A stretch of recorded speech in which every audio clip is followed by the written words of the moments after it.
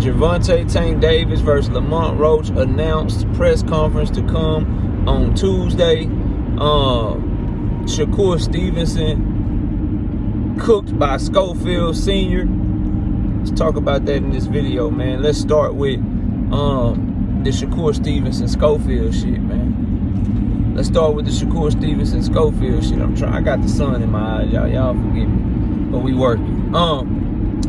So basically, I was watching what Schofield Sr. had put on Fight Hype. I was watching that shit, and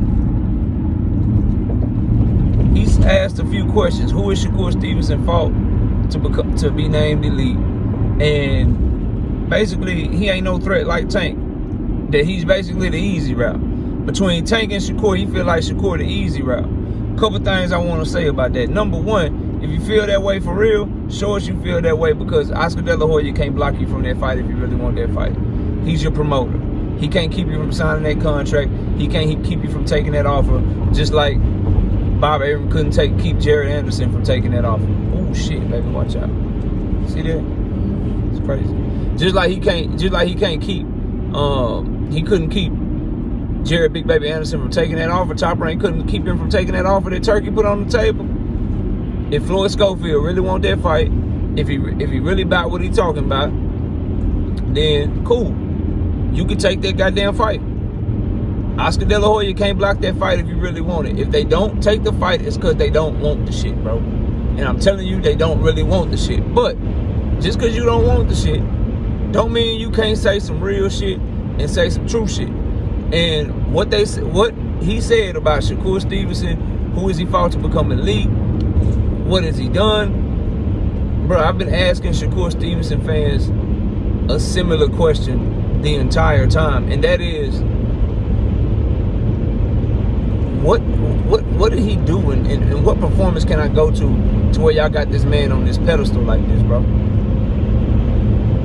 Like, is it because Terrence Crawford co-signed him? Is it because fucking Andre Ward co-signed him? Is it because you heard Tim Bradley for all his years at Top Rank, when Shakur was at Top Rank, sucking him off? Like, what is it, bro? Because when you really watch Shakur Stevenson fight and you really look at him, Jamel Herring is the performance. The rest of his performances in his career, all right. But if you really break it down, he's had advantages physically over every fighter that he's ever fought. And then when some of those physical advantages get closer or go away a little bit, and the guys get bigger, they get stronger, they get younger, he doesn't look the same, bro. So I feel what he's saying. Like, Oscar Valdez is a good, very good 126 to 130 pounder. But in the grand scheme of it, if you know boxing, he got a left hook. And he's short as shit and small as shit. And he got nothing for Shakur. Jamel Herring is a good fighter, he okay. But if you really know boxing, he was 35 years old when Shakur fought him. Well past his prime, and Shakur knew him like he knew the back of his hand, because he was in Bo Mac camp, and we know how Shakur Stevenson is with Terrence Crawford. They sparred numerous times. So he knew what it was with Jamel Herring. So I feel what Schofield was saying there is what I'm saying, bro. Like, and this is why I want Shakur to get this Schofield fight. I wanted him to get the Zepeda fight. I want him to have another opportunity. I want him to rematch Edwin De Los Santos, if possible. I want him to have an opportunity to really show that he liked that, because so far, I'm not impressed. 3-division champion, unified, that shit cool, but I'm not impressed.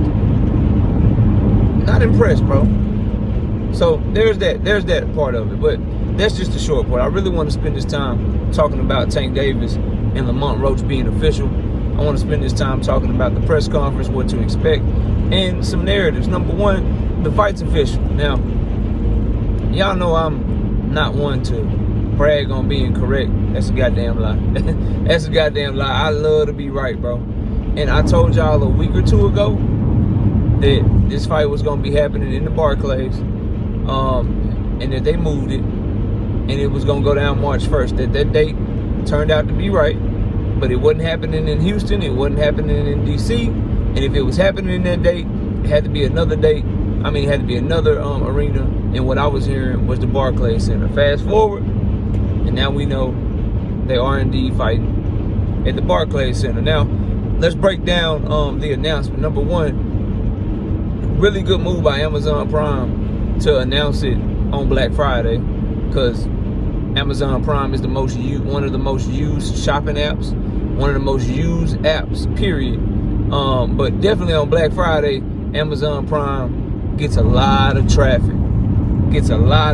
So to have the fight announced on that day, put a lot of eyeballs on that announcement. So very smart marketing, very smart move on their part. The location of the fight, New York City, please go easy on me tonight. Good goddamn job. Houston would have loved it in Houston. Would love the ability to drive 4 hours south and go to the fight. But regionally, you got a fighter from Baltimore, Maryland, and Tank Davis. You got a fighter from Washington, D.C. and Lamont Roach. Barclays Center makes sense. Their fans from D.C., their fans from Baltimore can get there. Tank Davis did very well with Rolly Romero in the Barclays Center to the tune of a live gate about $5 million. Expect that to at least double, if not triple, this time around. Expect it to double, if not triple. Expect anywhere from kind of Frank Martin numbers. Expect a $12 to $17 million live gate right off the rip. So expected to do those types of numbers. So the location makes sense. Oscar De La Hoya, this is what you should have did with Devin Haney and Ryan Garcia. You put their ass in New York, and you should have had their ass over there in motherfucking California somewhere, because them two California kids, man. You put two West Coast kids on the East Coast, missed opportunity. Missed a golden opportunity from Golden Boy, pun intended. People talk about good promotion and good business moves. This is where shit just makes sense in terms of the location. Now, press conference, bro. What to expect from the press conference? I expect fireworks. I expect the aggression of Tank Davis. I expect Lamont Roach to try not to back down and try not to match that energy. I expect this press conference to look very similarly to how the Tank Davis Frank Martin press conference looked. That's how I expect. I expect it to go very similarly. I expect them to be popping their shit the same way. Now, one thing I want to see is I want to see Lamont Roach separate himself from Frank Martin mentally. Because right now, those are the vibes I'm getting. I'm just telling y'all the truth. Those are the vibes I'm getting on some happy to be here shit. Nice guy is going to kind of let Tank lead and kind of move him all around the ring. Kind of how Tank likes to fight, like poking at you, prodding at you. 1 minute I'm not aggressive, 1 minute I am aggressive. 1 minute I'm on my front foot looking to just walk you down. The next minute I might try to set a trap and walk you into a shot. Just very Tank fights how he acts outside the ring. So what I want to see from Lamont Roach is the same thing you would want to see inside the ring, right? Inside the ring, you'd want to see him execute his game plan if you're rooting for him, or you want him to test Tank Davis. You'd want to see him just stick to what he want to do and not Tank kind of lead the action. You want to see that in the press conference mentally too, right? You want to see him get in that press conference, and if he's gonna be chill and be laid back, be chill and be laid back, and don't let Tank Davis push no buttons. If you're gonna be aggressive and match that energy, be aggressive all the way through. And if Tank try to get friendly, try to play it cool, keep that aggression level up. I'm gonna be looking for him not to just be maneuvered all around the way that Frank Martin let himself be maneuvered all around. And when Tank was angry, he tried to act angry too. When Tank wanted to be cool and show him the phone, he looking at the picture too. I don't want to see all that shit. I want to see Lamont Roach stand on business. That's what I'm gonna be looking for in the press conference. Now, I would be remiss if I didn't end up the last few minutes of this video saying, what happened to PBC money issues?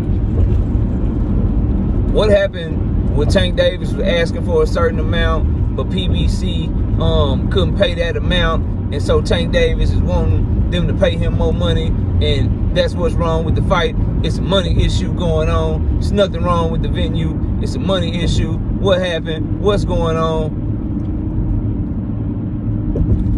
What y'all gonna say today, bro?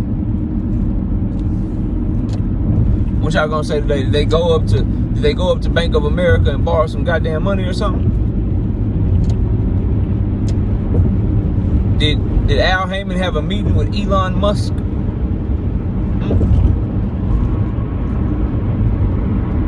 he get a stimulus package or some shit? I just want to know what the narratives are gonna be. Here's some facts though. The only thing that changed was the venue. I just want to point that out to y'all, that when Dan Raphael first reported that the fight could be moving from December 14th to a later date, he said the fight could be postponed because they are having issues with the venue. All I know is that the fight was postponed, the fighters are the same, and the only thing they changed is the venue.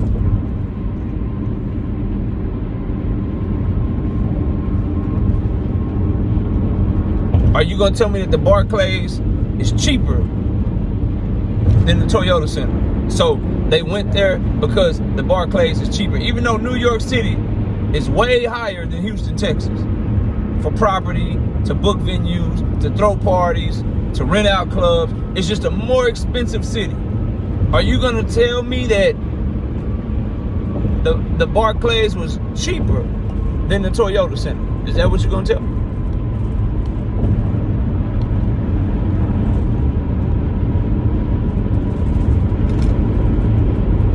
Looks like what I told y'all months ago now, when I was cooking. Everybody on this topic that I ever debated on this topic, looks like your boy was proven right again. But listen, from Tank and Keyshawn to Shakur and Schofield to Shakur signing the Matchroom to Tank and Roach, bruh, y'all might just need to leave me the hell alone. Call me Nostradamus or some shit. I don't know, bro. I don't know, but I just want to know what y'all gonna say today, bro, or tomorrow, or Monday, or Tuesday,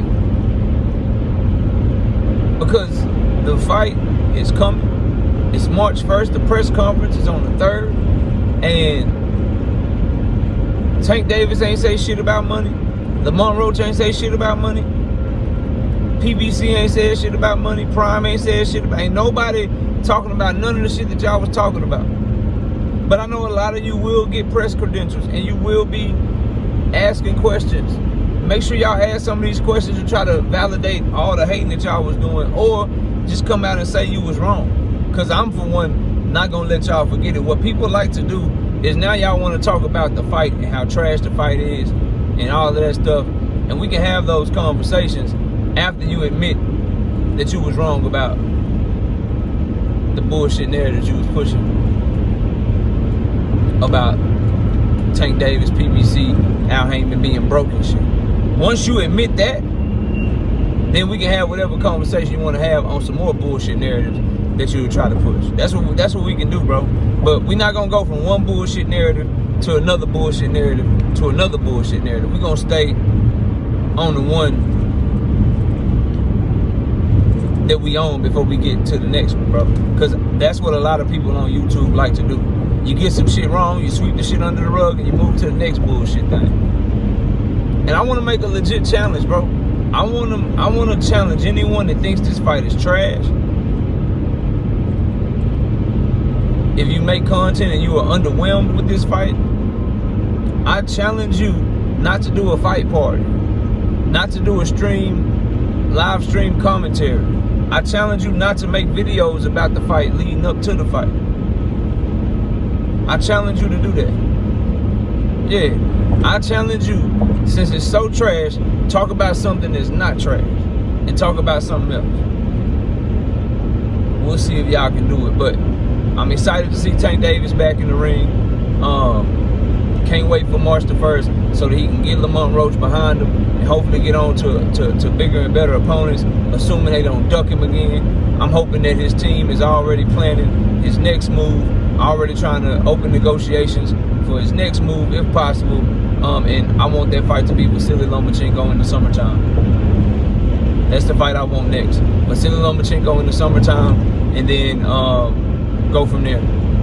That's my hope and my wish. I hope Shakur can get out in February and then get out again in the summertime, and then he'll be done with his damn Matchroom deal, and then we can get to the shit. Once Tank Davis defeats Lamont Roach, and then hopefully gets the Lomachenko fight and defeats Lomachenko. I think that should be the plan for Tank Davis. Obviously, I'm not on his team. I'm not in his team, but I think that's definitely something that he should be working towards. But y'all let me know what y'all think, man. Tank Davis, Lamont Roach, official. What are your expectations of the press conference? And did they get the venue issues fixed? Did they finally get a loan? Did they get some money? Why do you think the fight came to fruition? Let me know your thoughts below. I'll see y'all soon.